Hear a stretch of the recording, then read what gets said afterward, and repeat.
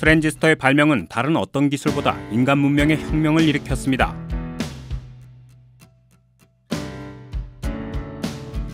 스마트폰의 중심에는 프로세서가 있으며 이 프로세서에는 약 20억 개의 트랜지스터가 있습니다. 이 엄청나게 작은 장치는 무엇을 하는 걸까요? 이것은 어떻게 작동하는 걸까요? 트랜지스터는 움직이는 부품이 없는 스위치처럼 작동할 수 있습니다.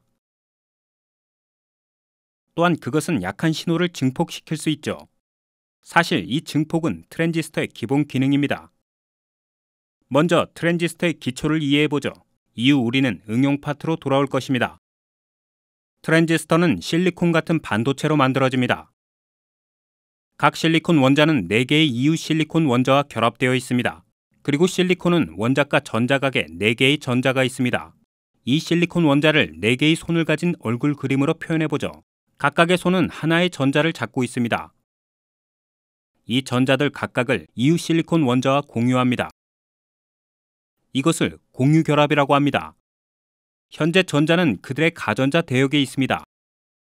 순수 실리콘이 전기를 전도하려면 전자는 에너지를 흡수하고 자유전자가 되어야 합니다. 따라서 순수한 실리콘은 낮은 전기 전도도를 가질 것입니다. 도핑이라는 기술은 반도체의 전도성을 향상시키는 데 사용됩니다. 예를 들어 5개의 원자과 전자를 가진 인을 주입한다고 가정해보세요. 여기서 하나의 전자는 자유롭게 움직일 수 있을 것입니다. 이것을 N타입 도핑이라고 합니다. 반면 당신이 3개의 원자과 전자를 가진 붕소를 주입하는 경우 전자에 빈자리가 생기게 됩니다.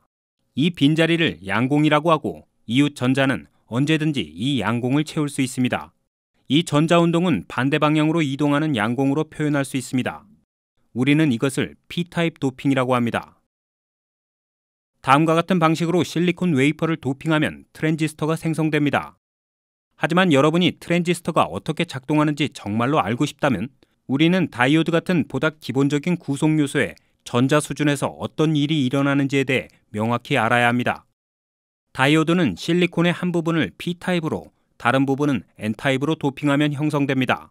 매우 흥미로운 것은 N과 P의 접합면의 경계에서 발생합니다. N측의 풍부한 전자는 자연스럽게 P측에서 사용할 수 있는 양공으로 이동하게 됩니다.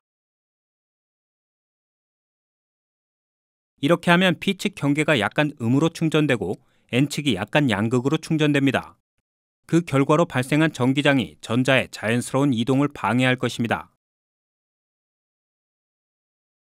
그림과 같이 다이오드와 외부 전원을 연결하면 전원이 전자와 양공을 끌어당깁니다. 이 경우 전기 흐름이 불가능합니다. 그러나 만약 당신이 전원 연결을 반대로 한다면 상황은 매우 달라집니다. 전위 장벽을 극복하기에 충분한 전압이 있다고 가정해보죠. 전자가 음극단자에 의해 밀려나는 것을 즉시 볼 수 있을 것입니다. 전자가 전위 장벽을 가로지르면 에너지가 소모되어 P 영역의 양공을 쉽게 차지하게 됩니다. 하지만 양극단자의 끌어당김 때문에 이 전자들은 이제 P 영역의 근처의 양공으로 점프하여 외부 회로를 통해 흐를 수 있습니다. 이것을 다이오드의 순방향 바이어스라고 합니다.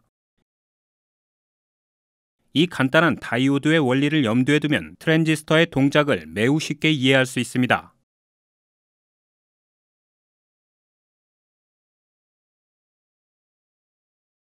자, 다시 트랜지스터로 돌아가 보죠. P층은 정말 얇고 가볍게 도핑된 것에 주목하십시오. 트랜지스터는 본질적으로 2개의 다이오드가 서로 맞물려 있는 것이라는 걸 쉽게 알 수 있을 것입니다. 따라서 전원을 어떻게 연결하든지 한 개의 다이오드는 항상 역방향 바이어스가 되어 전기 흐름을 차단합니다. 이것은 트랜지스터가 오프 상태에 있음을 의미합니다. 이제 그림과 같이 두 번째 전원 공급 장치를 연결해 보겠습니다. 전원 공급 장치는 전위 장벽을 극복할 수 있는 충분한 전압을 가져야 합니다. 그래서 이것은 순방향 바이어스된 다이오드입니다. 따라서 많은 수의 전자가 N 영역으로부터 방출될 것입니다. 하나의 다이오드에서와 마찬가지로 몇 개의 전자가 양공과 결합하고 인접한 양공을 뛰어넘어 베이스로 흐를 것입니다. 하지만 P측으로 넘어간 전자는 훨씬 더 많습니다. 이 나머지 전자들은 무엇을 할까요? 잠시 생각해보죠.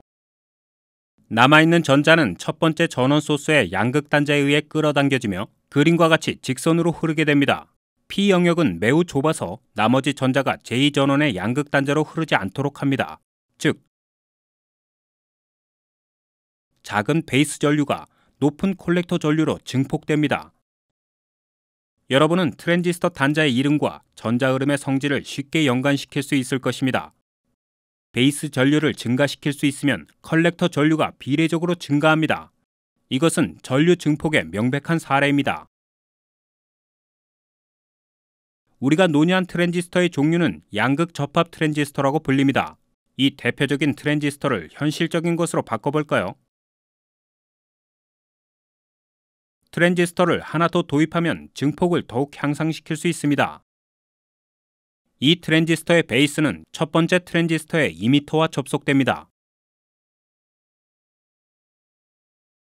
마이크에서 볼 수 있는 것과 같이 입력에서 약한 변동 신호를 사용하면 확성기에서 증폭된 신호를 얻을 수 있습니다. 이 기본 회로에서 주목할 만한 또 다른 흥미로운 점은 적용된 전압값에 따라 트랜지스터가 켜지거나 꺼질 수 있다는 것입니다.